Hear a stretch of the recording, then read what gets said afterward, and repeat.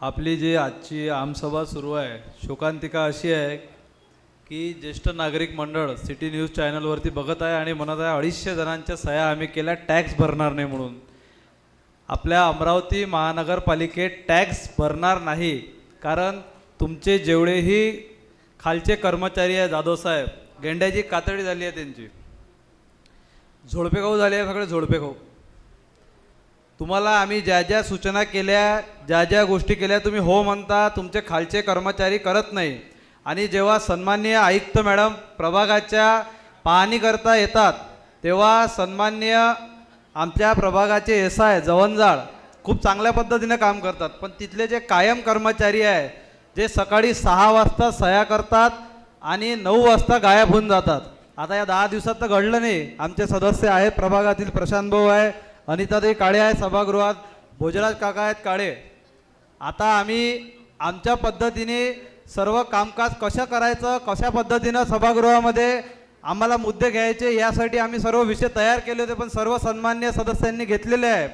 पण आत्ता आपल्या या प्रभागातील, आपल्या अमरावती शहरातील ज्येष्ठ नागरिक मंडळाचे अध्यक्ष आहे पुरुषोत्तमजी गावंडे, ज्येष्ठ नागरिक लोक जर म्हणत आहे की आम्ही टॅक्स भरणार नाही महानगरपालिकेचा कारण एकही कर्मचारी एक छोटी छोटी समस्या जे आम्ही सांगतो त्या करत नाही.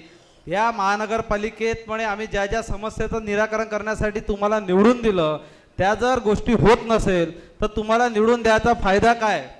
ही जर गोष्ट सर्वसामान्य आणि ज्येष्ठ नागरिक लोक जर म्हणत असेल तर आपल्याला प्रत्येक प्रभागाची स्वच्छतेची एक विशेष समिती स्थापन करायला पाहिजे.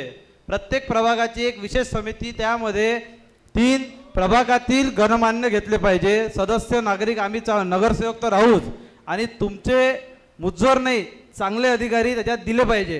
कारण इथे आयुक्त मॅडमचा दरारा आहे, बाकी 3-4 जण जर सोडले तर इथे सगळ्यांची जे 4 वर्षातली घाणेरडी सवय लागलेली आहे, कोणाचंच ऐकायचं नाही.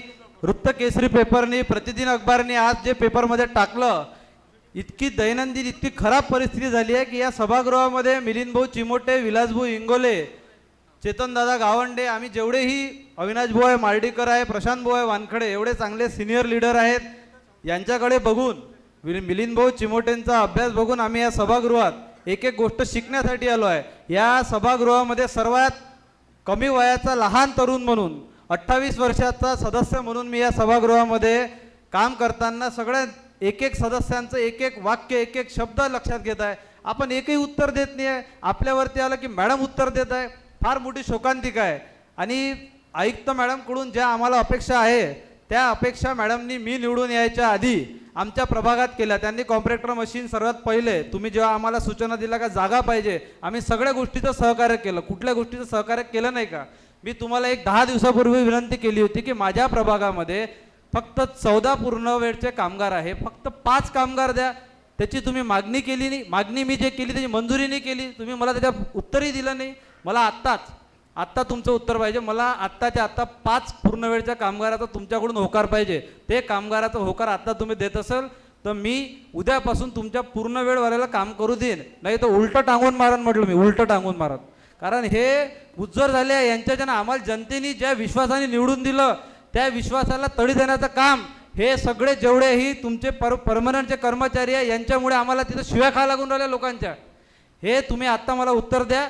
तुम्ही हा जर विषय करून देत असेल तर माझं इथंच प्रश्नाचं उत्तर भेटलेलं आहे. बाकीचं जे समस्या आहे 15 तारखेपासून सभापती महोदय, उपसभापती महोदय, आदरणीय सचिनदादा, श्रीचंद भाऊ, आपल्याकडून जनतेने फार मोठ्या अपेक्षा केल्या आहे.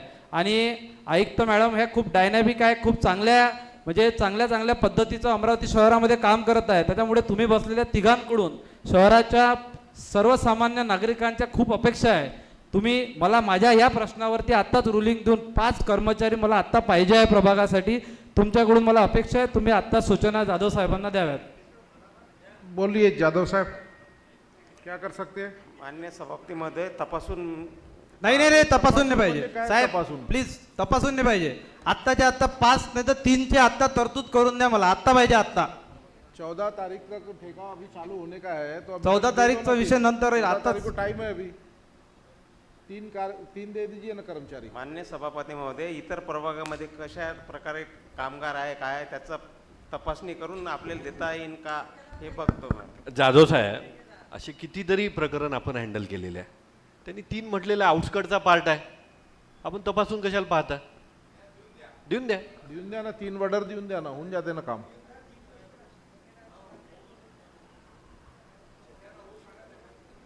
खूप खूप धन्यवाद. 3 सदस्याबद्दल तुम्ही होकार दिला.